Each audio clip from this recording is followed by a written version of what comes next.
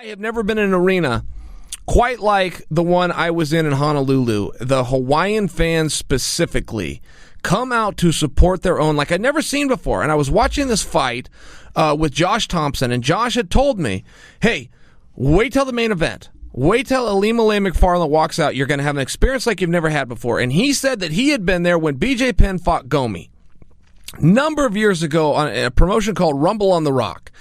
And sure enough, when the main event, I mean, they had chants, they had signals, they had songs they sang, and they were all in unison. They just knew what to do.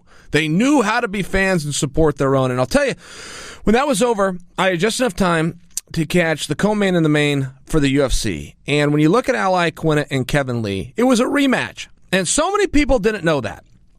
Kevin Lee has been wanting this fight for the longest, I want to say about 3 years now. They had fought on an undercard, and Al got over him, and Kevin just thought, man, I can change the outcome. What we found out is both guys have progressed at very similar rates, so they got a very similar outcome.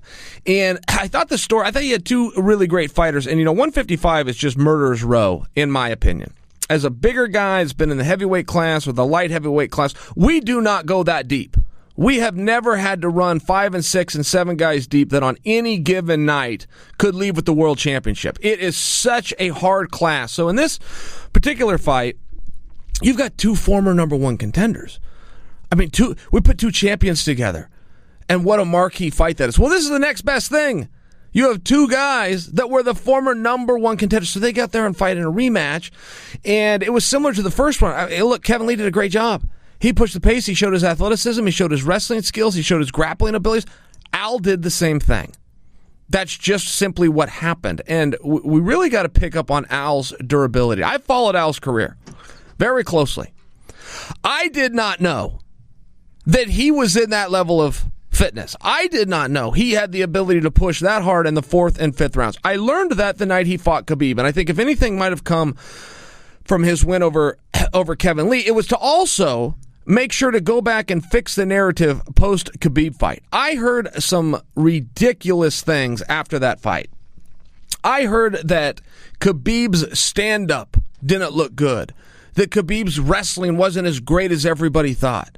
I heard some reporters, reputable reporters with reputable outlets, saying that Khabib wanted to fight Conor, and he knew if he put it down on Al, that Conor would be at home and go, I don't want to do that fight. So he carried Al so that Conor would think, well, there's some opportunity and I can beat him. Level of ridiculousness. But what we found, but this was still the narrative. Ridiculous or not, that's just a sport that we live in, right? Perception is reality, and this was what was being talked about. Now we found out that no, Al is just a really strong opponent. Al Iaquinta can go hard 22 minutes in and 24 minutes in and with a black eye and with a busted up nose. He can still push hard. And I really think that Al served himself well to also fix and correct the Khabib talking points. Al is Khabib's hardest opponent. Al gave Khabib the closest fight that he's ever had. That's what happened. And now we're starting to see how good he is. And I really like where Al was going after this fight. I saw some media, I think it was Ariel Helwani, tried to steer him into, hey, what do you do next? It's always the question you have to ask a guy. And Al said, well, if you want to follow the sport in the rankings, you got to give me Conor next. If they want to do a big money fight, maybe that takes me out of it and it's somebody else. I don't know what Conor wants to do. If he wants to be a sportsman and a competitor like I am, then we're going to have to fight and the winner can go on from there.